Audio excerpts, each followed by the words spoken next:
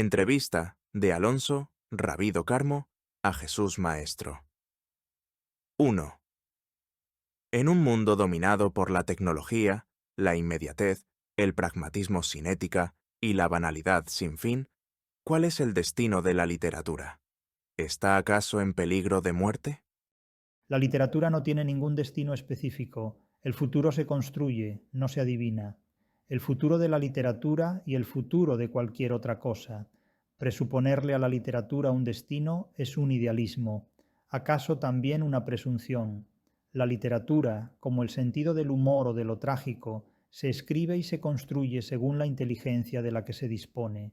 Cuando el mundo era diferente a lo que hoy es, y me permito dudar de que esencialmente haya sido alguna vez diferente a lo que actualmente es, la literatura era indiferente a las pretensiones del destino y de las utopías de los seres humanos. La literatura no depende del destino del mundo, la literatura depende de la inteligencia humana. En todo caso, es innegable que en una sociedad sin tecnología, sin prisas y sin pragmatismo, hay literatura igual que la hay en una sociedad de signo contrario. Este hecho lo he explicado en mi obra Genealogía de la literatura, donde se interpreta la literatura según una conjunción de conocimientos críticos o acríticos, racionales o irracionales. Una sociedad pragmática no da lugar necesariamente a una literatura ni mejor ni peor que la que se puede originar en una sociedad estéril. Por otro lado, la banalidad, sea del bien, sea del mal, no asegura por sí misma una buena literatura, ni tampoco una mala literatura. La banalidad del mal, como la banalidad del bien, en sí misma no significa nada. Vincular el valor de una obra literaria a un determinado tipo de sociedad es algo que en sí mismo tampoco explica nada. Sugerir que un mundo no sometido a la tecnología o a la inmediatez, por suscribirme a los términos de la pregunta, da lugar a una literatura de menor calidad que la que genera otra sociedad es un error. Por otro lado, aplicar a la literatura la idea de un peligro de muerte es algo más humano que literario, más apocalíptico que realista. La literatura aparece y desaparece a lo largo de la geografía y de la historia, como aparecen y desaparecen, crecen o disminuyen muchos otros aspectos y variables, como son la libertad, la inteligencia, la razón o simplemente la estupidez. Tocante a literatura, estamos hoy, como siempre, rodeados de parásitos, de tontos charlatanes y de inteligentes que, atentos a su astucia, esperan su momento. Los genios lucen más después de muertos, sobre todo una vez que el poder ha controlado las consecuencias de su genialidad.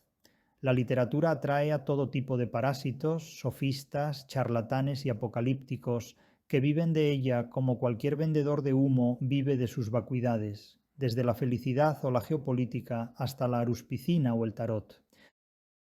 2. Humanoides letrados. ¿Pesadilla o próxima realidad?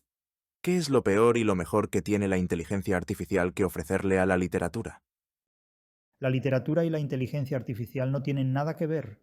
La literatura es obra de la inteligencia natural humana y de sus posibilidades de racionalismo. La inteligencia artificial es una pseudointeligencia, una programación de combinaciones infinitas y selectas que ofrece al ser humano determinados resultados y posibilidades optimizadas. En el caso de la literatura, la llamada inteligencia artificial es útil a los autores de kitsch y modelos ortodoxos de pseudoarte. Sirve al mercado y a la producción mecanizada de textos y productos cualesquiera. La literatura, la verdadera literatura, valga la redundancia, es totalmente indiferente a la inteligencia artificial. Quien no es indiferente a las tentaciones que le ofrece la inteligencia artificial es quien carece de la inteligencia natural necesaria para escribir obras literarias. El lector que, sin formación literaria, no desea adquirirla, es y será siempre indiferente a la literatura. Y para este tipo de lector cualquier cosa puede pasar por literatura, desde un código de barras hasta el prospecto de un medicamento, lo elabore una inteligencia artificial o lo redacte un chimpancé tecleando una pantalla digital. 3. En el mundo de hoy, la educación se orienta cada vez más a alimentar el mundo laboral, olvidando que la educación toda es un proceso formativo en el que se adquieren conocimientos, claro, pero también valores fundamentales como el pensamiento crítico. ¿Qué hacer? Pues cada uno hace lo que puede, lo que sabe y no lo que quiere, sino lo que le dejan hacer. Yo no creo que la educación organizada de espaldas al mundo laboral sea mejor ni más valiosa que la educación orientada en función del mundo laboral, empresarial o mercantil. Es simplemente una educación diferente. Es común entre determinados idealistas de una supuesta educación humanista considerar que una educación ajena a intereses empresariales es más valiosa. Eso es un espejismo más entre muchos otros espejismos.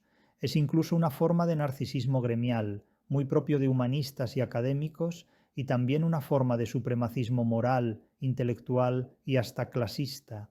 Algo en realidad ridículo y también grotesco, sobre todo porque resulta irrelevante y económicamente muy empobrecedor. La sofística enriquece más y mejor que el humanismo, y hay que advertir que la mayor parte de los humanistas son unos sofistas profesionales y de medio pelo. Esta actitud o creencia de que una educación en valores ajenos a lo mercantil resulta más valiosa que otras es en el fondo una forma de legitimar un ascetismo idealista y fabuloso, es decir, de justificar erróneamente una vida irreal y francamente empobrecida al margen del mercado y de sus exigencias. No hay que olvidar que, hasta cierto punto, las exigencias del mercado son las exigencias de la realidad, sobre todo en mundo como el actual, donde el mercado se ha apoderado del Estado, globalmente, y acaso con intenciones seculares, es decir, durante los próximos siglos. Los humanistas han sido casi siempre así, narcisistas, parasitarios y engreídos en su propia esterilidad. Erasmo es un magnífico ejemplo. Siempre han recelado de todo aquello que puede hacerles competencia, sea el dominio de la Iglesia, a la que se subordinaron cuando les hizo falta, sea el poder del Estado, con el que colaboran siempre que pueden y del que reciben subvenciones, ayudas y premios, sea el afán depredador del mercado, al que se venden felices y contentos de la forma más barata que puede constatarse tan pronto como pueden, sea el poder de ciencias cuyo desarrollo les hace sombra, ciencias a las que fingen interpretar desde una ignorancia con frecuencia supina y absoluta. En realidad, todo saber es útil y necesario, venga del mercado o de cualquier otra parte, si nos permite hacernos compatibles con la realidad y conocerla para preservar nuestra supervivencia biológica. Lo que se haga con la vida es ya otra cuestión que afecta a la moral, la vida del grupo, y a la ética, la vida del individuo, entre otras muchas cosas. Por otro lado, cuando se habla de pensamiento crítico, confieso que no sé realmente de qué se habla. ¿Pensamiento crítico? ¿De qué? Hoy se observa que muchas personas que se declaran críticas por su forma de pensar, cuando exponen lo que dicen pensar, dejan en evidencia que ni piensan ni saben lo que es la crítica. Sus pensamientos son emociones en el vacío, o más simplemente aún, son reacciones emocionales suscitadas por ilusiones, espejismos o ideologías. Y sus críticas son ocurrencias fugaces, pasajeras o completamente ridículas. Yo recomendaría a muchas personas que pierden su tiempo prestando atención a quienes dicen dedicarse o ejercer el pensamiento crítico, que se pregunten en qué trabajan estos pensantes críticos y que constaten que estos timadores, en la mayor parte de los casos, no trabajan en nada útil. Entre otras cosas, porque lo que dicen pensar no son en realidad más que tonterías y ocurrencias. Eso sí, muy seductoras. Téngase en cuenta que cuando se admira en demasía la inteligencia ajena, tal vez la causa es que simplemente se carece de inteligencia propia. A veces, la inteligencia del prójimo es sólo un espejismo resultante de la ignorancia en la que uno mismo vive sin saberlo. 4. Es muy claro el retroceso de las humanidades, tanto en las escuelas como en las universidades. Se las considera imprácticas, verbosas, incapaces de resolver problemas concretos. Tengo la incómoda impresión de que en estos días, ser profesor de literatura es pertenecer a una especie en extinción, o en la versión más mejorada de este pesimismo, alguien excéntrico. A las humanidades se las considera así, inútiles, porque los humanistas son también así, inútiles. La mayor parte de los humanistas ni son humanistas ni son nada, y no sirven ni a las lenguas, ni a las literaturas, ni absolutamente a nada ni a nadie. Son parásitos. Hoy ser profesor de literatura es ser lo de siempre. Hay profesores de literatura muy bien formados, pero son poquísimos, como siempre ha ocurrido. La mayor parte, como Proudhon dice de las humanidades, son personas rábulas, inútiles, irresponsables, incapaces de resolver cualquier tipo de problema. Esto es una realidad totalmente innegable. El fracaso de las humanidades es resultado del fracaso de quienes se dedican a ellas. La mayor parte es gente que no sirve para nada y se mete en esta profesión, la de profesor de literatura, para disimular su inutilidad. Es una forma de parasitismo. La crisis de la clerecía ha provocado un crecimiento del parasitismo humanista y académico. La gente ha cambiado el seminario por la universidad. La filosofía es una secularización de la religión. Las iglesias están vacías y las facultades de filosofía están saturadas de gentes que en otro tiempo no serían otra cosa que seminaristas. En una generación más, esto también habrá cambiado y los llamados filósofos se dedicarán a la autoayuda, es decir, a vender humo. De hecho, la filosofía siempre ha vendido humo, lo que ha cambiado es su clientela. Primero han sido los creyentes en dioses, divinidades y criaturas metafísicas. Es la etapa en la que la filosofía está al servicio de la religión. Después, con el triunfo de la Ilustración y de la razón secular, la filosofía se pone al servicio del Estado y de las ideologías políticas. Sus nuevos clientes son los votantes y los partidos políticos, las creencias ya no religiosas, sino políticas. Los nuevos dioses son los estadistas, los superhombres, los duces, Führer y caudillos. Hoy, agotados todos los productos religiosos y políticos, la filosofía vende el humo de la autoayuda. Son los nuevos clientes. De buscadores de dioses, los filósofos han pasado a ser inventores de superhombres y hoy actúan como ingenieros de la felicidad y otras monsergas por el estilo. Eso es la filosofía, un timo atractivo y seductor, con atavío académico, retórica solemne y un lenguaje casi onírico y quimérico. El resultado es una forma acomodada de ejercer la pseudociencia. 5. En una conversación con un intelectual de mi país, surgió la idea de que hacer y practicar humanidades era una forma de ejercer resistencia. ¿Suscribiría esto? Pues no lo sé, porque para poder suscribir algo así tendría que saber a qué se resisten las actuales humanidades, cuáles son sus contenidos y contra qué se oponen. ¿A qué se resisten? Yo en las humanidades y en los humanistas solamente veo colaboración con el poder, concretamente con el poder que más calienta. Un poder cambiante y mutante, por supuesto, al igual que los intelectuales y humanistas, perfectos heliotropos del amo de cada época y lugar. En realidad, veo todo lo contrario a resistencia, constato sumisión, obsecuencia y servilismo. Hoy cualquiera de nosotros puede observar que bajo el rótulo de humanidades cabe cualquier cosa. Filosofía, pero ¿qué filosofía? Porque unas son incompatibles con otras. Ideologías, pero ¿qué ideologías? Porque hay muchísimas y casi todas luchan también unas contra otras. Credos, fideísmos, culturas, indigenismos, fanatismos y hasta religiones. Por lo tanto, habrá que delimitar muy bien cuáles son los contenidos de esas humanidades de las que hablamos.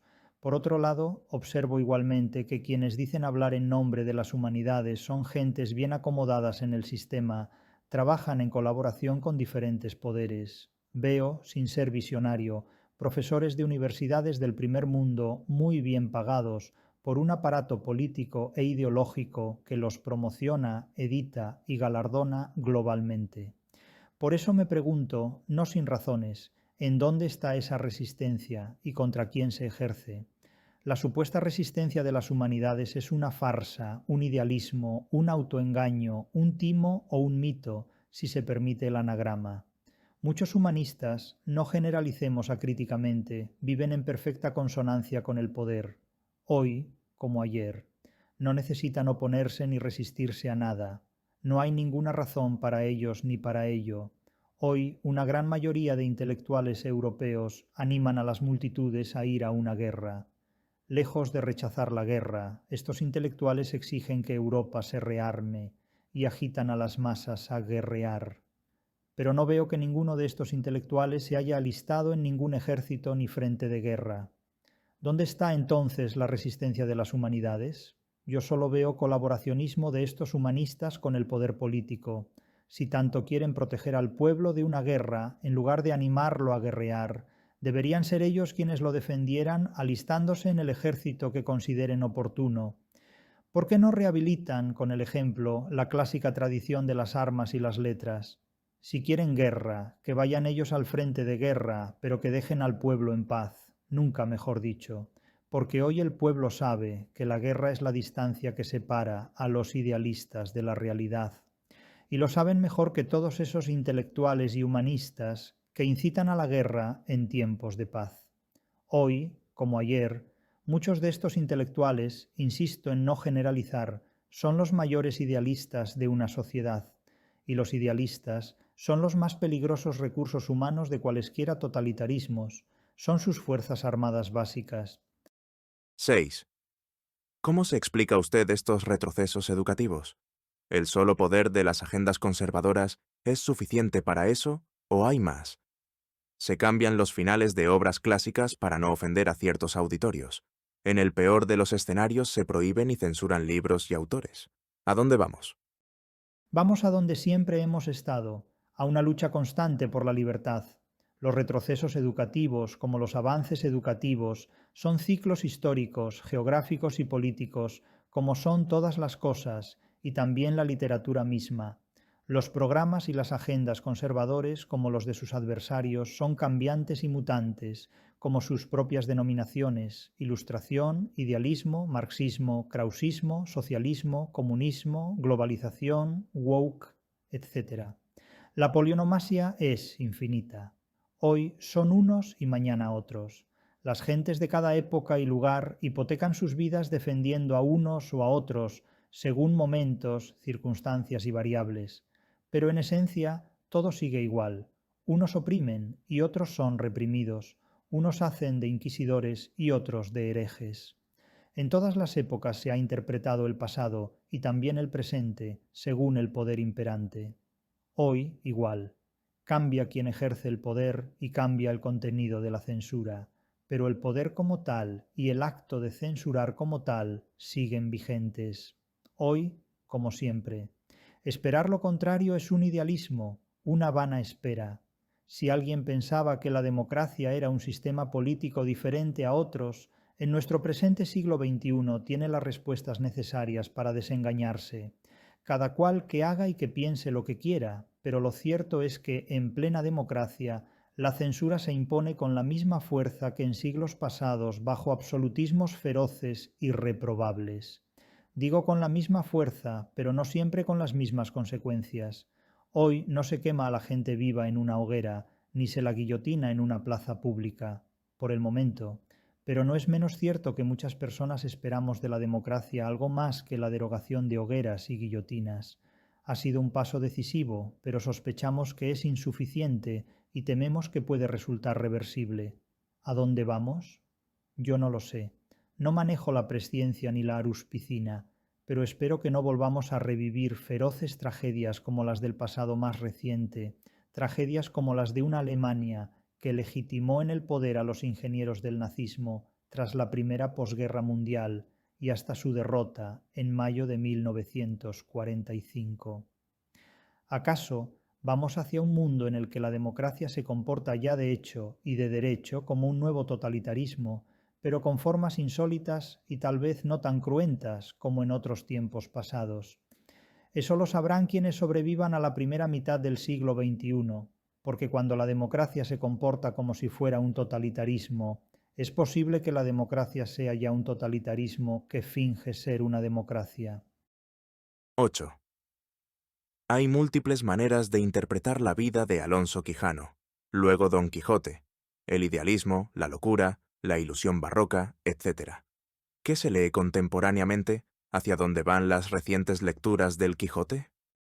A donde han ido desde la Ilustración y el Romanticismo, hacia el idealismo más estúpido. Cuando alguien me dice que ha leído el Quijote y con él ha aprendido a soñar, en primer lugar, me pregunto qué tipo de chorradas puede soñar, y en segundo lugar, me digo, a mí mismo, porque a tal interlocutor no tengo nada que decirle. Otro que no se ha enterado de nada. El idealismo es esencialmente una invención germana, luterana primero y kantiana después. Hitler creyó en ella atrozmente, y ya sabemos cómo acabó esa monstruosísima barbaridad. Los sueños de los idealistas provocan insomnio, son salubérrimos para enloquecer y fracasar. Creer en las utopías de los idealistas conduce a horrendos mataderos humanos. Los griegos homéricos inventaron la ficción, pero no el idealismo. Los hebreos patentaron las sagradas escrituras. Es el idealismo del dogma, pero la literatura es otra cosa. La literatura no es ni dogma ni utopía, es ficción. El sentido de la ficción es algo de lo que carecen los curas y los filósofos. Les cuesta trabajo comprender la ficción. De hecho, no la comprenden. Se toman la ficción en serio, se sienten deslegitimados y ofendidos por la ficción. El dogma y la utopía los atenaza y no les deja ver más allá de lo que les ofrecen sus propios fantasmas, a los que tratan como entes y criaturas reales. Los filósofos ven mónadas, nóumenos, espíritus absolutos, demiurgos, dioses, como los curas, cosas pensantes, superhombres, inconscientes, figuras como el Dasein y espectros de todo tipo. El mundo hispano grecolatino depositó la ficción en el arte, no en la política. Ningún hombre de iglesia puede admitir que su Dios es una ficción literaria. La política nunca creyó en la religión, sino que la usó como un medio de organizar la vida social, con frecuencia de forma cruenta. Hoy, sin embargo, un gozque es más terapéutico que un cura. 9. En la universidad, un profesor muy entusiasta definía el Quijote como libro de libros, libro para lectores y manual para escritores. ¿Sigue siendo así? Del Quijote cualquiera puede decir cualquier cosa. Es una forma de hacerse publicidad. Esa afirmación de que el Quijote es un libro de libros, un libro para lectores y un manual para escritores puede decirse del Quijote, del derecho penal o de un código de barras.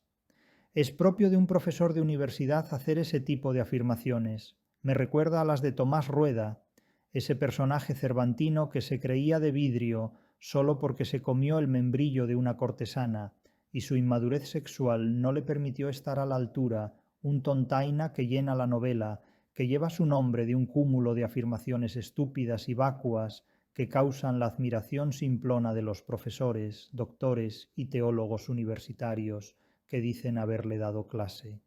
Una burla pavorosa de Cervantes a lo que hay dentro de la universidad. 10. Hay muchas audacias en el Quijote. Me parece ver que en la relación entre Cervantes y Cide Hamete, como autores, está el germen de ese famoso cuento de Borges, titulado Pierre Menard, autor del Quijote. Ese cuento de Borges es una soberana tomadura de pelo. Sirve para que con él se entretengan teóricos de la literatura de alto voltaje, cuyo objetivo es resolver problemas que no existirían si no existiera la teoría de la literatura. Borges es una castalia de sofismas, un venero de ocurrencias para teóricos y parásitos de la literatura. Es muy rentable. Una cita de Borges queda bien en cualquier parte. Sirve para todo porque no sirve realmente para nada. 11. El corpus de biografías de Cervantes es muy considerable en volumen. Usted, como lector, ¿cuál de ellas recomendaría y por qué? Todas dicen lo mismo. Leyendo una cualquiera, se han leído todas. No en vano todas se refieren al mismo autor, una persona genial que escribió la más valiosa literatura de todos los tiempos, como si él mismo, Miguel de Cervantes, no hubiera existido ni vivido jamás en ninguna parte. Sospecho que Cervantes era de origen gallego. No puedo demostrarlo, pero intuyo que su genealogía está en Galicia.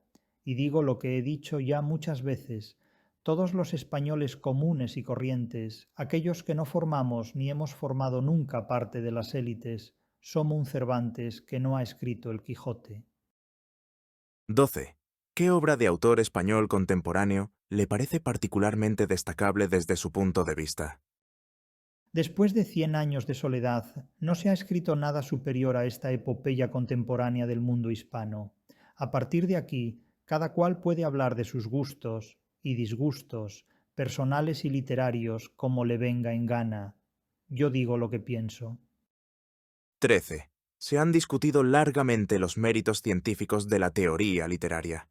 ¿Es ciencia la literatura o puede aspirar a serlo?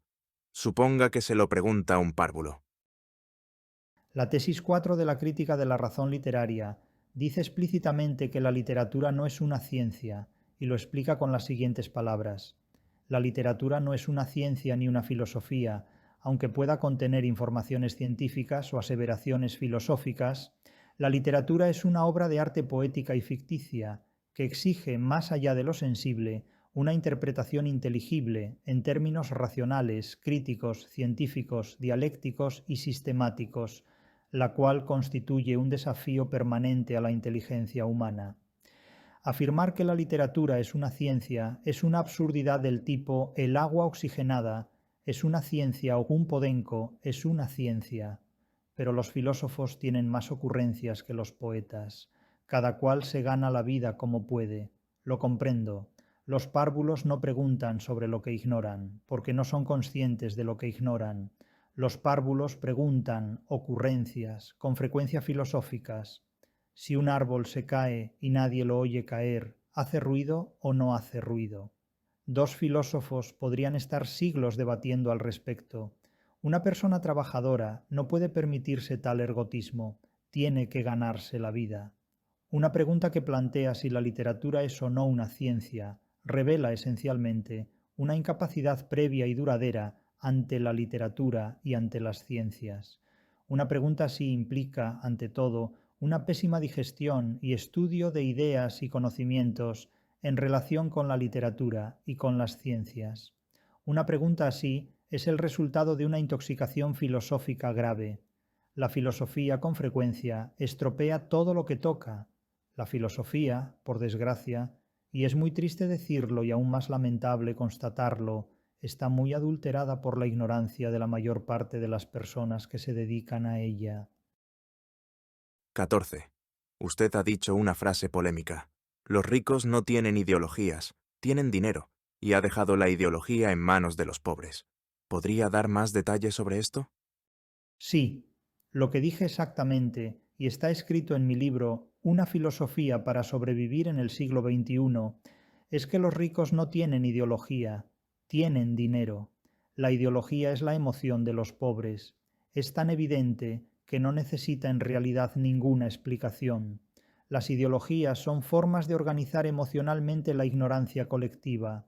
En el pasado, la ignorancia colectiva se administraba a través de las religiones, la ortodoxia y la heterodoxia, las sectas y los heresiarcas, las inquisiciones y las hogueras. Lo hemos dicho. Hoy esta labor la llevan a cabo no las iglesias, sino los partidos políticos, al menos en las democracias occidentales. A los ricos les importa muy poco la ideología que elijan los pobres. De hecho, promueven la libertad de elección y de cambio entre múltiples ideologías posibles, para que los pobres escojan, muten y se entretengan bien hormonados emocionalmente con ellas. Lo que les interesa a los ricos, como es lógico, es gestionar el dinero particular y globalmente. Las ideologías son un medio más de ejecutar esas y otras gestiones. Antes era la religión, hoy es la ideología. Advierta que la filosofía siempre anda por el medio, buscando también su lugar y comedero. Antaño, la filosofía se ocupaba de los dioses, que eran el instrumento del poder, el látigo, y lo suyo, me refiero a la filosofía, era coquetear con la religión, las sectas y las creencias metafísicas. Con el fracaso de las religiones y el éxito de la secularización de las creencias, la filosofía cambió de bando y comenzó a coquetear con las ideologías que daban más dinero y visibilidad que las religiones. Hoy el látigo son las ideologías. Unas y otras se flagelan entre sí, y todas ellas flagelan ante todo a sus miembros y seguidores. La secta vigila más a sus miembros que a sus enemigos, he oído decir. Es entonces cuando la filosofía se convierte en el motor y el combustible de la política. El siglo XVIII es el momento histórico en el que la cortesana cambia de cama, de la Iglesia al Estado. El marxismo es, en este punto, un movimiento clave. Los seminarios se vacían para llenar de recursos humanos a las facultades de filosofía.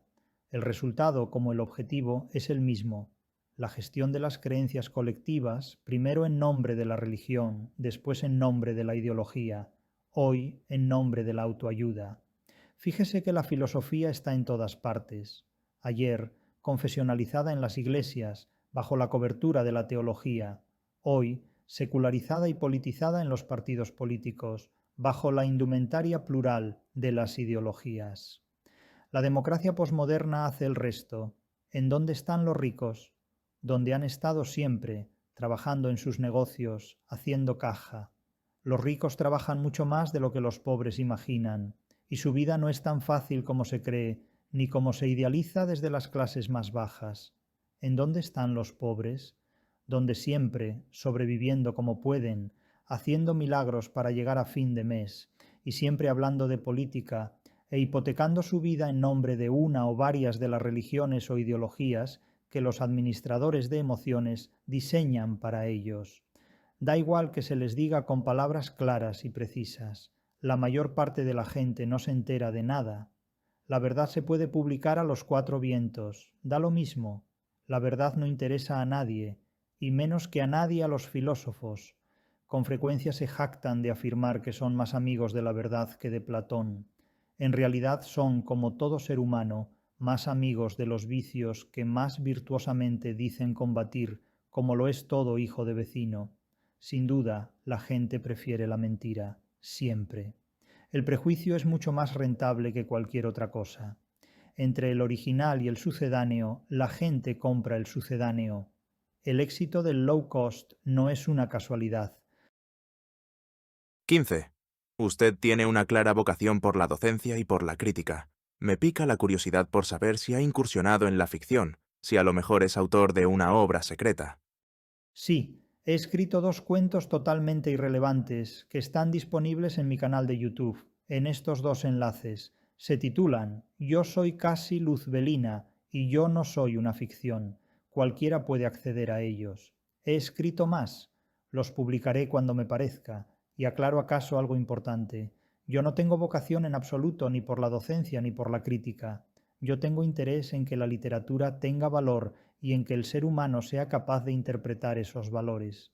Y hasta tal punto tengo interés en eso que he hipotecado mi vida para cumplir esos objetivos. Lo que cada persona haga con mis ideas ya no es responsabilidad mía. Yo hablo para que la literatura tenga valor, no para tener seguidores. No soy el flautista de Hamelin, ni trato a mis oyentes como a criaturas musoritas para exhibir estadísticas. Eso ya lo hacen los demás. Yo sé distinguir entre seguidores e intérpretes. Me quedo con los segundos, que para mí son los primeros. 16. ¿Le queda tiempo para leer por placer, más allá de las obligaciones de la academia? Nunca he leído por placer, y nunca he leído con prisa. Por placer hago otras cosas que no tienen nada que ver con la literatura, ni con la lectura, ni, desde luego, con el trabajo, que es aquello, el trabajo, que solo hago por dinero. Es un grandísimo error considerar que la literatura tiene como fin el placer, porque considerar que la literatura es placer supone ignorar todo acerca de la literatura y, sinceramente, no tener ni la menor idea de lo que es el placer. La literatura no es un consolador. La idea de literatura como placer es, una vez más, una idea ilustrada y romántica, no absolutamente genuina del idealismo anglosajón, porque ya estaba en clásicos como Horacio, pero combinada en el mundo hispano-grecolatino con la exigencia de conocimiento. Esta exigencia de conocimiento la anglosfera la niega totalmente, porque ni la ve ni es capaz de afrontarla. De ahí que niegue también la posibilidad de interpretar científicamente la literatura y el arte, y reduzca ambas actividades humanas a una finalidad placentera, prostibularia o simplemente estúpida, pero eso sí, siempre comercial. El mundo anglosajón convierte en dinero todo lo que no puede destruir. No por casualidad prohíbe todo aquello que no es rentable, desde el conocimiento científico de las artes hasta la sexualidad humana en contextos no mercantiles. Era Borges quien decía que sus noches estaban llenas de Virgilio. Pobre hombre, yo no me voy a la cama con Virgilio, desde luego. 17. ¿Qué ve en el futuro del libro y la lectura? Veo gente convertida en una hemorragia de emoticonos.